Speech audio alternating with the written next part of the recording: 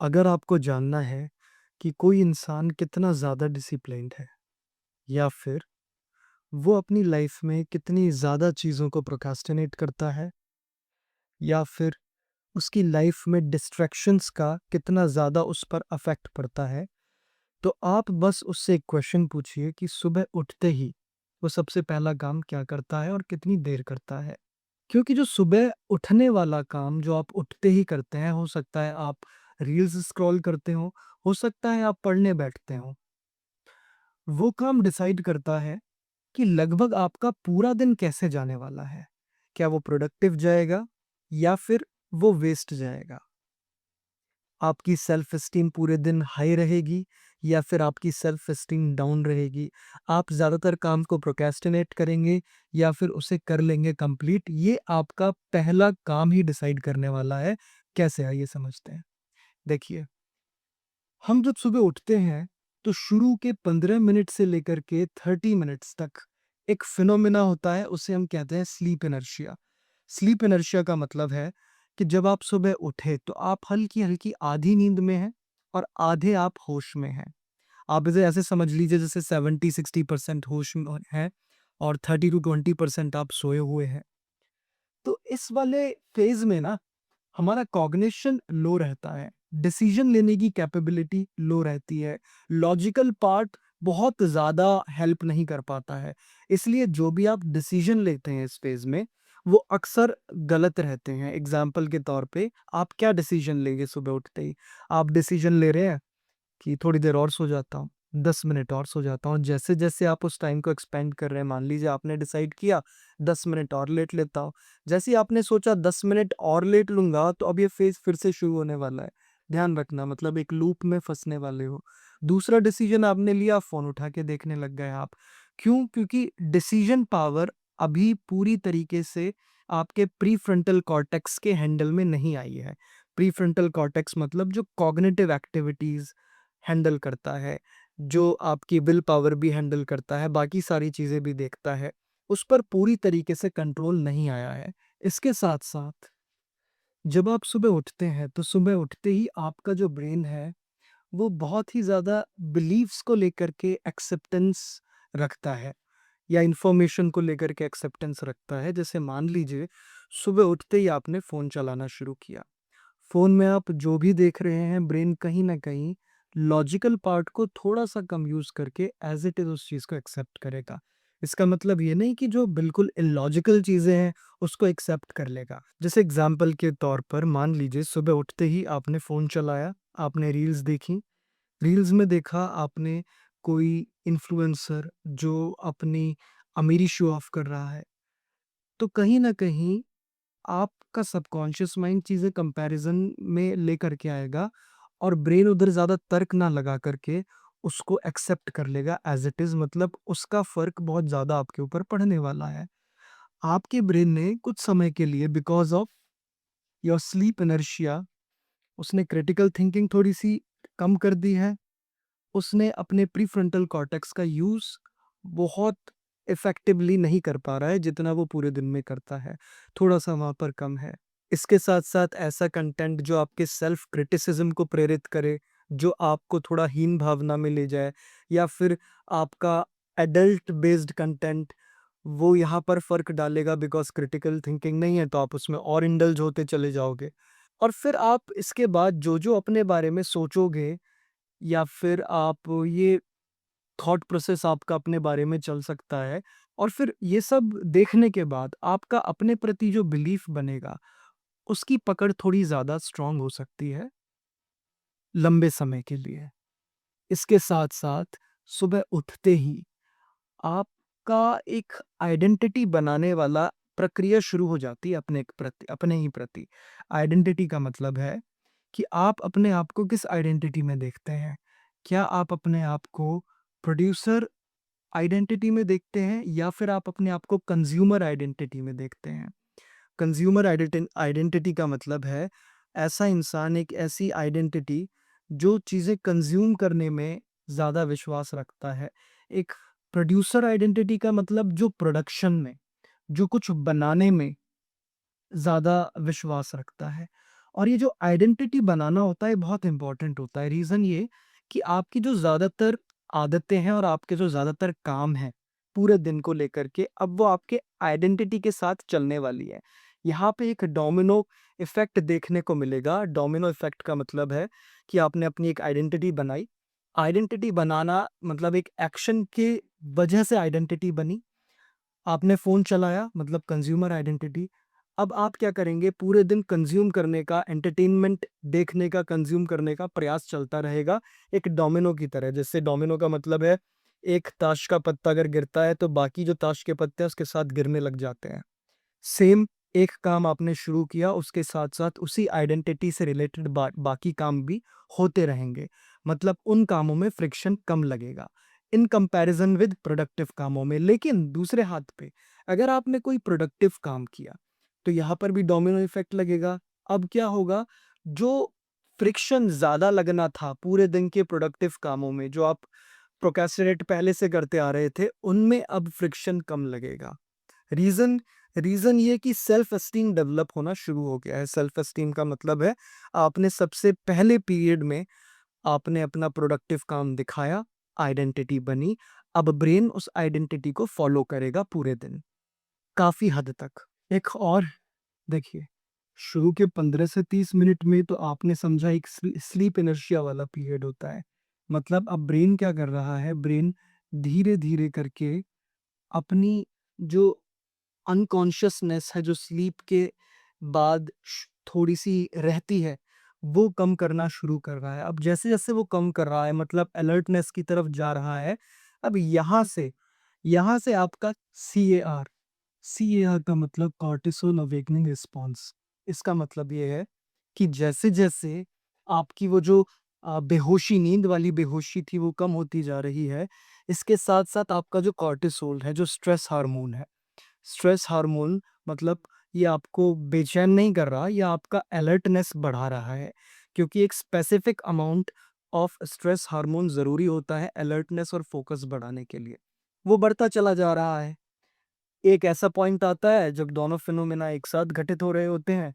अब जैसे-जैसे अलर्टनेस वाला उस पार्ट बढ़ता चला जाएगा, इसका मतलब है सुबह 30 मिनट से लेकर के 45 मिनट शुरू के, ये आपके ऐसे पार्ट होंगे जहाँ पर आपका फ़ोकस एक बहुत ही अच्छे स्टेट में रहेगा, उसके बाद वो धीरे-धीरे करके डाउन होगा। मतलब इसका कहने का अर्थ ये है कि सुबह जब आप उठे, तो सबसे पहला पीरियड आया लगभग 15 मिनट से लेके 30 मिनट्स तक का, जो स्लीप इनर्शिया का था, जो हल्की-सी बेहोशी वाला था। लेकिन जैसे-जैसे 30 मिनट्स के आगे बढ़ते गए, 30 मिनट से लेकर के आप 45 मिनट्स मान लीजिए, लगभग 1 घंटा मान लीजिए, वो जो पीरियड है वो एक हाईली फोकस्ड पीरियड है, बिकॉज़ कॉर्टिसोल का जो लेवल है वो लगभग 35% से लेके 73 टू 75% तक पहुँच गया है, जो आपका एक अच्छा फोकस मेंटेन करने में बहुत हेल्पफुल है उस पीरियड में। अब यहाँ पे आप जो काम करने वाले हैं, वो काम आप हाईली फोकस्ड स्टेट में करेंगे। अब चाहे वो आप रील स्क्रॉल करें, या फिर आप अपना कोई ऐसा अनप्रोडक्टिव काम करें, या फिर आप कोई ऐसा काम करें जो कि प्रोडक्टिव हो। आप कोई ऐसा काम करें जो आपका डोपामिन बेसलाइन सेट करे, जो मिनिमल पर हो, ना कि एक हाई डोपामिन बेसलाइन, जो हमने डोपामिन लोडिंग वाली वीडियो में बात की थी, ऐसा सेट करे। क्योंकि जैसी डोपामिन बेसलाइन सेट होगी, ब्रेन उससे ज़्यादा डोपामिन की डिमांड करेगा अपने अगले टास्क में। यहाँ पे प्रोडक्टिव काम करेंगे, तो डोपामिन बेसलाइन भी कम से शुरू होगी। और यहाँ पर एक घटना घटेगी जिसे कहते हैं इमोशनल प्राइमिंग। इमोशनल प्राइमिंग का मतलब है, जो सबसे पहला काम आप लोग करने वाले हैं, उससे रिलेटेड जो इमोशंस उत्पन्न होते हैं, वो लगभग-लगभग आपके अप्रॉक्सिमेटली 70 टू 80% पूरे दिन में बैकग्राउंड में लगभग-लगभग चलते रहेंगे, एक मिनिमल अमाउंट में। मतलब मान लीजिए आपने रील्स देखा, आपने टाइम पास किया, उसके बाद आपको रिग्रेट हुआ, एंग्ज़ियसनेस हुई, बिकॉज़ रील्स शिफ्ट होती हैं, तो एक इम्पल्सेस मिलती है, नोवेलिटी की इम्पल्स मिलती है, तो एक हल्की-सी एंग्ज़ायटी रहती है, तो वो एंग्ज़ायटी बैकग्राउंड में रहेगी। लेकिन मान लीजिए आपने कुछ प्रोडक्टिव काम किया, प्रोडक्टिव काम करने के बाद वो जो सैटिस्फैक्शन है, वो जो मोटिवेशन, उस प्रोडक्टिव काम करने से मिला, वो लगभग बैकग्राउंड में पूरे दिन चलेगा, जो बाकी प्रोडक्टिव काम को भी प्रोत्साहित करेगा करने के लिए। इस पूरे नॉलेज बेस से हमें क्या सार निकलता है, हमें क्या समझ में आता है? हमें ये कंक्लूजन समझ में आता है कि जो सुबह का हम टास्क डिसाइड करते हैं ना, वो लगभग हमारे पूरे दिन के टास्क्स की हम कंप्लीट कर पाएँगे, प्रोडक्टिविटी हम दे पाएँगे, हम प्रोक्रास्टिनेशन को हैंडल कर पाएँगे या नहीं, या फिर हम चीज़ों को प्रोक्रास्टिनेट करेंगे, उसको डिसाइड करता है। जैसे एग्ज़ाम्पल के तौर पे अब मान लीजिए सुबह का इनर्शिया वाला जो पीरियड है, स्लीप इनर्शिया, हाँ, सबसे पहले स्लीप इनर्शिया में डिसीज़न नहीं लेना। डिसीज़न आपको कब लेना है, आपको रात से ही डिसाइड करके सोना है कि आपको अगले दिन क्या करना है। इसका मतलब ये है कि आपको 2 डिसीज़न्स लेने हैं रात में। पहला डिसीज़न कि सुबह उठते ही आपको क्या करना है, और दूसरा डिसीज़न कि सुबह उठते ही मुझे कोई डिसीज़न नहीं लेना। जो चीज़ मैंने डिसाइड की है रात में, मैं बस वही करने वाला हूँ। लोग फेल कब होते हैं, जब वो पहला डिसीजन तो ले लेते हैं कि मुझे सुबह उठ करके ये काम करना है, लेकिन जो दूसरा डिसीजन है कि मुझे सुबह उठते ही कोई डिसीजन नहीं लेना, सीधा काम करने पर उतरना है, चाहे वो 3 सेकंड रूल करके हो, वो नहीं ले पाते। 3 सेकंड रूल का मतलब है, जैसे ही आँख खुली, विदिन 3 सेकंड मुझे एग्ज़ीक्यूट कर जाना है जो मैंने सोचा था रात को करने के लिए। मन में गिनती करनी है, जैसे ही आँख खुली 1, 2 कीप, सीधा उठना है। डिसीज़न लिया, लॉजिकल एनालिसिस किया, तो ब्रेन क्या करेगा, हाइजैक कर लेगा उस पार्ट को और आपको ऐसे तर्क दे देगा, हालाँकि तर्क इतना मज़बूत नहीं लग रहा, बट फिर भी आपको ऐसे तर्क दे देगा जो प्रॉपरली विज़डम के तौर पे रैशनलाइज़ नहीं होंगे। कि डॉक्टर्स कहते हैं 6 से 7 घंटे सोना है, तू तो 4 घंटे सोया है, 1 घंटा और सो ले, इस तरीके से। तो वो आपको सुला कर के ही रखेगा, तो यहाँ पे डिसीज़न फेल हो जाएगा। बट विदिन 3 सेकंड कुछ सोचा ही नहीं, सीधा एग्ज़ीक्यूट कर दिया, फिज़िकली एग्ज़ीक्यूट कर दिया। फिज़िकली एग्ज़ीक्यूट करने का भी 2 स्टेजेज़ हैं, या तो मैं सीधा उस काम को करने के लिए उतर गया, बट अगर मन नहीं मान रहा है उतरने के लिए, तो दूसरा तरीका है उसे टैकल करने के लिए कि प्रिपरेशन शुरू कर दो उस काम की। अपने आप से बोलो, अरे काम थोड़ी ना कर रहा हूँ, प्रिपरेशन ही तो कर रहा हूँ। कि चलो उठ के बस जाकर के किताब खोल के बैठ ही तो रहा हूँ। किताब ही तो खोल रहा हूँ, अच्छा चैप्टर का पहला पैराग्राफ देख लेता हूँ क्या है। प्रिपरेशन मोड पे अपने दिमाग को डाल दिया। मन को बेवकूफ़ बना दिया, थोड़ा आसान पड़ जाता है काम करना।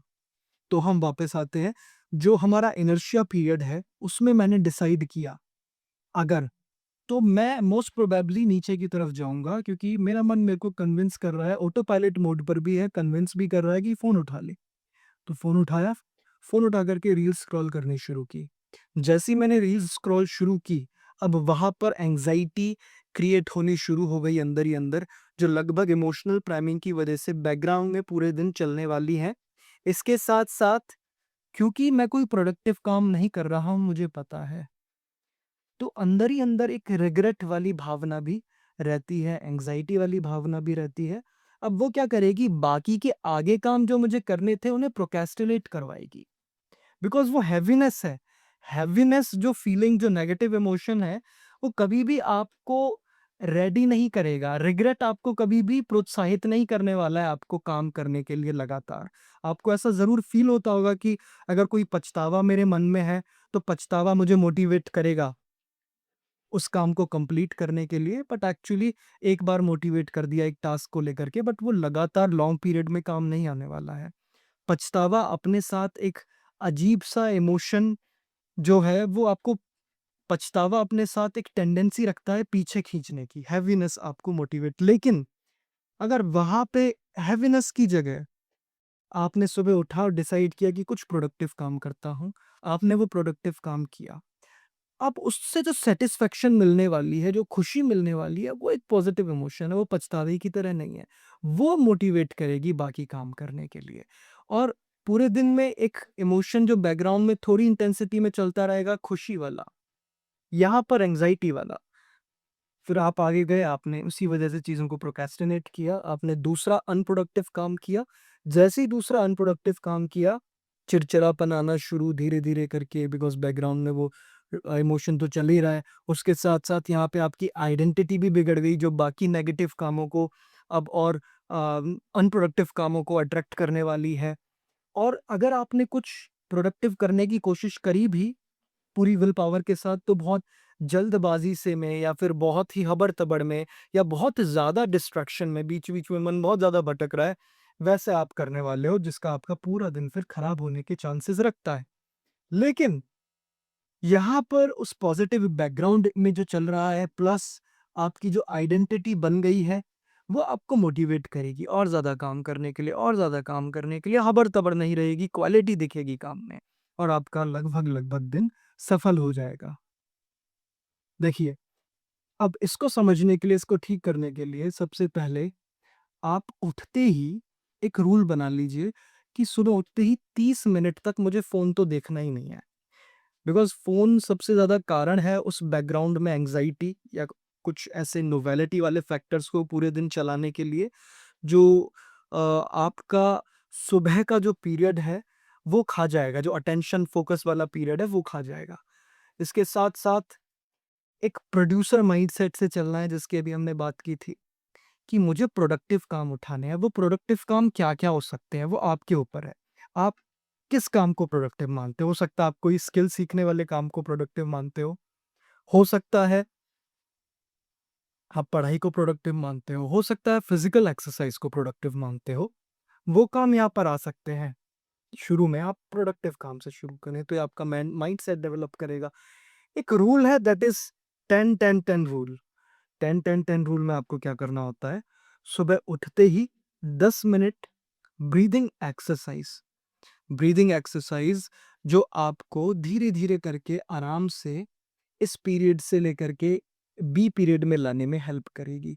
स्लीप इनर्शिया से लेकर के आपको एक फ़ोकस ज़ोन में बहुत आराम से और हाई इंटेंसिटी के साथ, मतलब अच्छे फ़ोकस में लाने में प्रयास करेगा।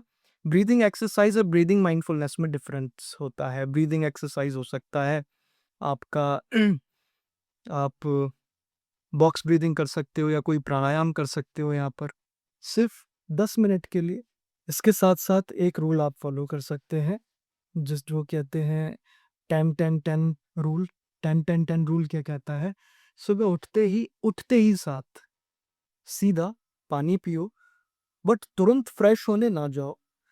उठते ही बस मात्र टाइमर लगा करके 10 मिनट वो काम करो जो आपके पूरे दिन आपको जो लगता है कि मेरे लिए सबसे प्रोडक्टिव काम है। पढ़ाई हो सकती है, कुछ भी हो सकता है। 10 मिनट ब्रेन भागेगा नहीं, बिकॉज़ 10 मिनट्स उसके लिए बहुत छोटी चीज़ है। तो वो लगाएगा अलार्म और करने बैठ जाएगा, ज़्यादा फ्रिक्शन पैदा नहीं करेगा।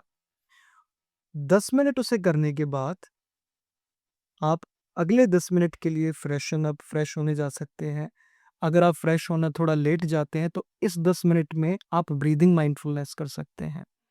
मतलब एक मेडिटेशन आप कोई भी कर सकते हैं, या फिर आप कुछ छोटा-मोटा कार्डियो कर सकते हैं, या फिर आप कोई ब्रीदिंग एक्सरसाइज कर सकते हैं। ये ऑप्शन आपके पास है। सेकंड, द 10 मिनट्स में ऑप्शंस हैं, या फिर फ्रेश होने जा सकते हैं।